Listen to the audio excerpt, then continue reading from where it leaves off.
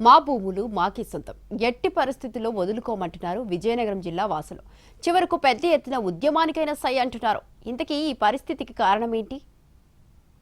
విజయనగరం జిల్లా గుర్ల మండలం 3 పంటలతో కళకళలాడుతుంది. కానీ ఇప్పుడు పరిశ్రమల ఏర్పాటుతో అది కనుమరుగు కాబోతోంది. Greenfield integrated steel manufacturing unit ఏర్పాటుకు ప్రభుత్వం జీవో జారీ చేసింది. మొత్తం 1085 ఎకరాలు సూపర్ స్మెల్టర్స్ లిమిటెడ్కు కేటాయించబోతుంది. వాటికి అదనంగా 97.04 ఎకరాలు స్టాఫ్ టౌన్షిప్లకు, 53.35 ఎకరాలు రైల్వే సైడింగ్ కనెక్టివిటీకి కేటాయించనున్నారు.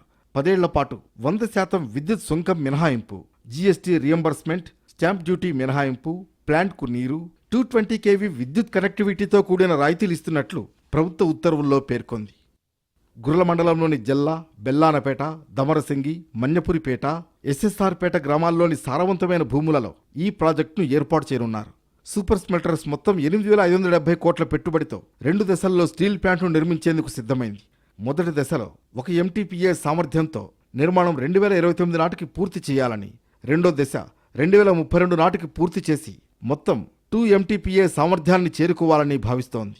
ఈ ప్రాజెక్టుతో 750 ఉద్యోగాలు మొదటి దశలో, 250 ఉద్యోగాలు రెండో దశలో రానున్నాయి. కానీ 700 ఎకరాలు జిరాయితీ, 300 ఎకరాల డీ పట్టా భూములను ప్రాజెక్టుకు ప్రభుత్వం ఇవ్వనుంది. దీంతో బెల్లానపేట గ్రామం పూర్తిగా కనుమరుగయ్యే ప్రమాదం ఉందని స్థానికులు ఆందోళన చెందుతున్నారు. ప్లాంట్ నిర్మాణంతో గ్రామాలు, ఇళ్లు, పంటలు కనుమరుగయ్యే పరిస్థితి రావడంతో రైతుల్లో ఆవేదన పెరుగుతోంది. తరతరాలుగా సాగు చేసుకుంటూ వచ్చిన పంట భూములను వదులుకోవాల్సి వస్తుందా? ప్రభుత్వం సరైన పరిహారం ఇస్తుందా అన్న అనుమానాలు వ్యక్తమవుతున్నాయి. ప్లాంట్తో తమ జీవితాలు బుగ్గిపాలవుతాయని రైతులు ఆవేదన వ్యక్తం చేస్తున్నారు. స్టీల్ ప్లాంట్ నిర్మాణం అభివృద్ధికి దోహదపడుతుందా అనేది తెలియాల్సి ఉంది. మరోవైపు ఊరు ఉనికిని కోల్పోయే ప్రమాదం ఉండడంతో కొంతమంది దీన్ని వ్యతిరేకిస్తున్నారు.